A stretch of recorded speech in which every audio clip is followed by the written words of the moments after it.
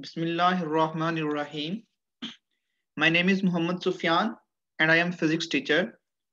आज हम अंडरस्टैंड करने जा रहे हैं लेक्चर नंबर 2 सेकंड ईयर और टॉपिक नेम है हमारे पास बच्चों mechanical properties of solid. Mechanical properties of solid understand करने के लिए हमें कुछ इंपॉर्टेंट बातें अंडरस्टैंड करनी पड़ेंगी, कुछ इंपॉर्टेंट टर्म्स अंडरस्टैंड करनी पड़ेंगी। The property shown by the solid material under the action of external force are called mechanical property. Physical quantities such as stress, strain, modulus of elasticity are used to describe the mechanical property of solids.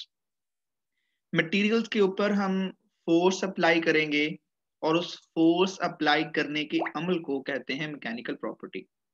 और उस force apply करने के अमल में कुछ important terms आएंगी, जैसे कि stress, force apply की जा रही है किसी एरिया के ऊपर और उस फोर्स से कितनी चेंज आई है, कितना उसकी शक्ल चेंज हुई है, उसका वॉल्यूम चेंज हुआ है, उसकी लेंथ चेंज हुई है। और मॉडुलस ऑफ इलास्टिसिटी, उसका मॉडुलस ऑफ इलास्टिसिटी कितना है वो सीखेंगे। ये सारी की सारी चीजें मैकेनिकल प्रॉपर्टीज ऑफ सॉलिड में आती हैं। जैसे कि ये मेरे पास एक रबर बॉल है, इसके ऊपर मैंने फोर्स अप्लाई की, फोर्स अप्लाई करने से इसकी शेप जो है, इसका साइज जो है वो चेंज हो जाएगा। जैसे ही मैं फोर्स रिमूव करूंगा तो ये दोबारा से अपनी ओरिजिनल फॉर्म में या ओरिजिनल शेप में आ जाएगी। तो इट मीन फोर्स अप्लाई करना, that is called external force. और इस एक्सटर्नल फोर्स को डिफॉर्मिंग फोर्स भी कहते हैं, क्योंकि ये शक्ल को चेंज कर देती है, उसकी शेप वेरी कर देती है। तो जब हम फोर्स रिमूव करेंगे तो it will again attain its original shape. तो इसके बाद बच्चों हमारे पास है कुछ डेफिनेशंस हैं, जैसे कि डिफॉर्मेशन है। What is deformation? Any change in shape, volume and length of an object when it is subjected to some external force is called deformation. जब हम किसी बॉडी को एक्सटर्नल फोर्स के साथ सब्जेक्ट करते हैं या अप्लाई करते हैं एक्सटर्नल फोर्स, तो उसकी शेप का, उसकी वॉल्यूम का, उसकी लेंथ का चेंज हो जाना क्या कहलाता है? डिफॉर्मेशन कहलाता है।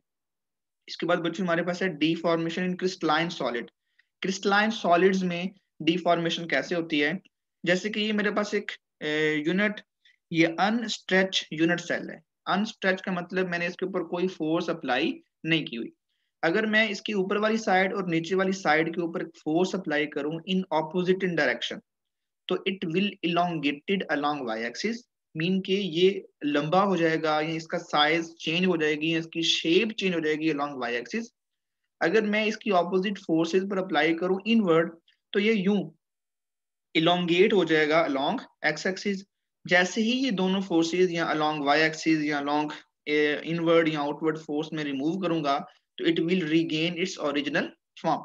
ये फोर्स रिमूव करने पर ओरिजिनल फॉर्म का गेन कर लेना, मतलब मैं दोबारा से बात बता रहा हूँ बच्चों, एक्सटर्नल फोर्स का, एक्सटर्नल फोर्स के रिमूव होने पर किसी बॉडी का या यूनिट सेल का अपनी ओरिजिनल शक्ल या ओरिजिनल फॉर्म गेन कर लेना कहलाता है elasticity.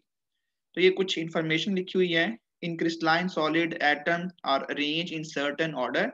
When external force is applied on such a body, a distortion results because of the displacement of atom from their equilibrium position and body is said to be in state of deformation. जब force apply करेंगे, इसके जो atoms हैं वो displace हो जाएंगे और इसकी शक्ल चेंज हो जाएगी, that is called deformation. Next बच्चों मैकेनिकल प्रॉपर्टी में है इलास्टिसिटी। में कुछ इंफॉर्मेशन इलास्टिसिटी के बारे में प्रीवियस स्लाइड्स में बता चुका हूँ। ये एक रबर बैंड है या एक रबर स्ट्रिप है, इसकी दोनों एंड पर मैं फोर्स लगाता हूँ और लगाने के बाद छोड़ देता हूँ, फोर्स रिमूव कर देता हूँ, तो ये दोबारा अपनी ओरिजिनल शक्ल में आ जाएगी या ओरिजिनल फॉर्म रीगेन कर लेगी। इसे बोलते हैं elasticity. In deform crystalline solid the atom return to their equilibrium position after the removal of external force. This ability of body to retain its original shape is called elasticity. ऐसे जैसे इस cube के ऊपर force apply की जाए तो इसका volume change होगा, जैसे ही फोर्स रिमूव कर दी जाएगी तो ये दोबारा से अपना वॉल्यूम रीगेन कर लेगा, मतलब कि अपनी शेप रीगेन कर लेगा। That is called elasticity. इसके बाद हमारे पास मैकेनिकल प्रॉपर्टी में कुछ फिजिकल टर्म्स थी, जैसे कि स्ट्रेस है, the force applied on unit area to produce any change in shape, volume or length of a body is called stress. किसी बॉडी के ऊपर फोर्स अप्लाई की जाए, उसकी लेंथ चेंज हो जाए, दैट इज कॉल्ड स्ट्रेस। लेकिन ये फोर्स एरिया के ऊपर होनी चाहिए, किसी यूनिट एरिया के ऊपर। किसी वॉल्यूम के ऊपर फोर्स अप्लाई की जाए, वो उसका वॉल्यूम चेंज कर दे, उसे बोलते हैं compressional stress, that is called compressional stress. तो स्ट्रेस की डेफिनेशन है फोर्स पर यूनिट एरिया, ये फोर्स है और ये नीचे एरिया है। The SI unit of stress is Newton पर स्क्वायर मीटर। फोर्स का यूनिट होता है बच्चों न्यूटन और एरिया का यूनिट होता है मीटर स्क्वायर। तो यूनिट क्या बना, न्यूटन पर स्क्वायर मीटर। इसे हम पास्कल भी कह सकते हैं, पी ए इसका सिंबल होगा। नेक्स्ट है टाइप्स ऑफ स्ट्रेस।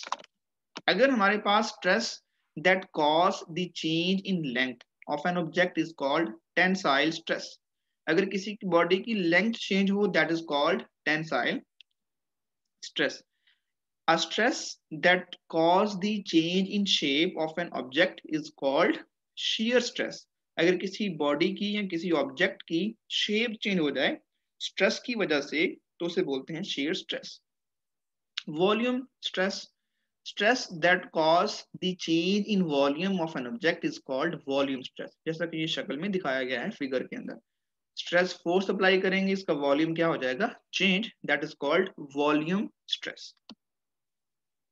नेक्स्ट बच्चों हमारे पास है strain. What is strain?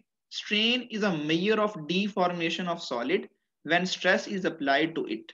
For the case of one dimensional deformation, strain is defined as fractional change in length. अगर किसी बॉडी के ऊपर हम स्ट्रेस अप्लाई करें, उस स्ट्रेस के रिजल्ट में उसमें कुछ चेंजेस आ जाएं, शेप चेंज हो जाना, वॉल्यूम का चेंज हो जाना, लेंथ का चेंज हो जाना, दैट इज कॉल्ड स्ट्रेन। वो यहाँ पर एग्जांपल ले रहा है for the case of one dimensional deformation. मतलब कि एक रबर बैंड है, उसको दोनों एंड से पकड़ के आप खींच दें तो उसकी लेंथ क्या हो जाएगी, चेंज हो जाएगी, that is called fractional change in length.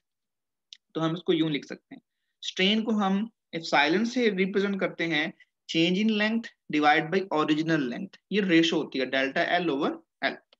तो चूंकि ये हमारे पास डेल्टा एल होता है कि एल प्राइम मतलब कि जो चेंज हो चुकी है माइनस ओरिजिनल लेंथ, इसे बोलते हैं delta L.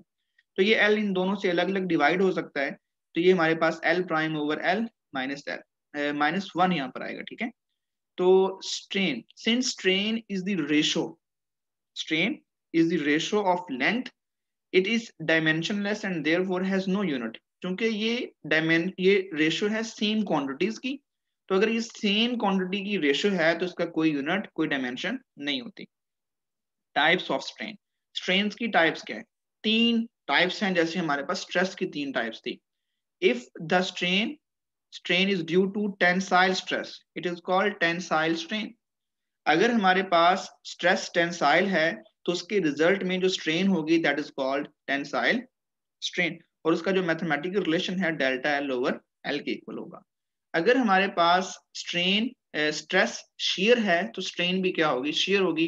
A strain produced in the object when it is subjected to shear stress is called shear strain। ये एक ब्लॉक ले लेते हैं बच्चों, सबसे पहले इसकी सॉलिड लाइंस देखें, सॉलिड लाइंस, इसमें कुछ डॉटेड लाइंस भी लगी हुई हैं, ये डॉटेड शेप जो है। अब इसकी जो बॉटम सरफेस है ना, जो बॉटम फेस है, ये फिक्स है, इसको ये मूव नहीं कर सकती। तो इसकी जो ऊपर वाली लेयर है ना, इसके ऊपर मैं फोर्स लगाता हूँ अलोंग पॉजिटिव एक्स एक्सिस। जब मैं इसके ऊपर फोर्स लगाता हूँ तो इसकी शेप थोड़ी सी ना टिल्ड हो जाती है, ऊपर से थोड़ी सी बेंड हो जाती है। तो how much bend, that is delta A. अब इस क्यूब की जो लेंथ थी वो दैट इज ए। तो ये हमारे पास एक ट्राइंगल बन गई ये वाली यहाँ से, ठीक है। ये हमारे पास क्या बन गई, एक ट्राइंगल बन गई। इसमें ये वाला हमारे पास है परपेंडिकुलर, और ये हमारे पास है बेस, और ये हमारे पास है एंगल। तो हमारे पास परपेंडिकुलर भी है और बेस भी है। तो यहाँ पर हम shear strain डिफाइन करते हैं, shear strain that is equal to delta A over A. अब डेल्टा ए परपेंडिकुलर था और ए हमारे पास बेस है। परपेंडिकुलर ओवर बेस हमारे पास बेसिकली क्या होता है, थीटा होता है। तो हम इस shear strain को tan थीटा भी कह सकते हैं। तो इसको हम गैमा भी कह सकते हैं, इन सिंपल अगर लिखना हो tan थीटा की जगह पर गैमा लिख लें, अपनी मर्जी आपकी। When the applied stress change the volume, then the change in volume per unit volume is called volumetric strain. अगर स्ट्रेस वॉल्यूम को चेंज करे उसे बोलेंगे वॉल्यूमेट्रिक स्ट्रेन। तो ये हमारे पास चेंज इन वॉल्यूम है डिवाइड बाय ओरिजिनल वॉल्यूम, इनकी रेशियो हमारे पास क्या आएगी, वॉल्यूमेट्रिक स्ट्रेन आएगी। तो स्ट्रेन का यूनिट नहीं है क्योंकि ये डायमेंशनलेस क्वांटिटी है। डायमेंशनलेस क्वांटिटी क्यों है, क्योंकि ये सेम क्वांटिटीज की रेशियो है।